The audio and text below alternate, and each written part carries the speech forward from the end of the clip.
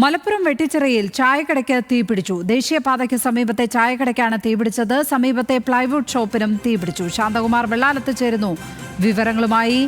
ശാന്തകുമാർ, തീ അണയ്ക്കാൻ കഴിഞ്ഞിട്ടുണ്ടോ? എപ്പോഴായിരുന്നു ഈ സംഭവം? സേനാ വിഭാഗം എത്തി തീ അണയ്ക്കാനുള്ള ശ്രമം തുടരുക തന്നെയാണ്. രാവിലെ ഒരു 11 മണിയോട് കൂടിയാണ് ഈ ചായക്കടയിൽ നിന്നും ഗ്യാസ് സിലിണ്ടറിൽ നിന്നും ലീക്ക് ഉണ്ടായതിനെ തുടർന്ന് തീ പടരുന്നത്. അത് ആ ചായക്കട ആദ്യം പൂർണ്ണമായും കത്തിനശിച്ചു. അതിന്റെ തൊട്ടടുത്ത് തന്നെ ഒരു പ്ലൈവുഡ് ഷോപ്പുണ്ട്. ആ പ്ലൈവുഡ് ഷോപ്പും പൂർണ്ണമായും അഗ്നിക്കിരയായി എന്നുള്ളതാണ് ഏറെ ഖേദകരം.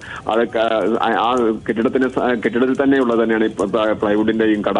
എന്തായാലും ഈ ചായക്കടയ്ക്ക് തീ പിടിക്കുന്ന സമയത്ത് ഈ കടയിൽ 4 ജീവനക്കാരുണ്ടായിരുന്നു, 2 ഉപഭോക്താക്കളുണ്ടായിരുന്നു. അവർ ആ സമയത്ത് ഇറങ്ങി ഓടി. അതുകൊണ്ട് വലിയ അപകടം സംഭവിച്ചില്ല. ഒരു ഗ്യാസ് സിലിണ്ടർ റോഡിന്റെ ഈ ദേശീയപാതയുടെ 60 മീറ്റർ അപ്പുറത്തെ എതിർവശത്തേക്ക് തെറിച്ചു പോകുന്ന സാഹചര്യം ഉണ്ടായി. ഒപ്പം അതുകൊണ്ട് ആർക്കും പരിക്കേറ്റില്ല എന്നുള്ളത് മാത്രമാണ് ഒരു ആശ്വാസകരം. എന്തായാലും തിരൂരിൽ നിന്നെത്തിയ അഗ്നിശമന സേന ഈ തീ അണയ്ക്കാനുള്ള ശ്രമങ്ങൾ ഇപ്പോഴും തുടരുകയാണ്. ലക്ഷ്മി.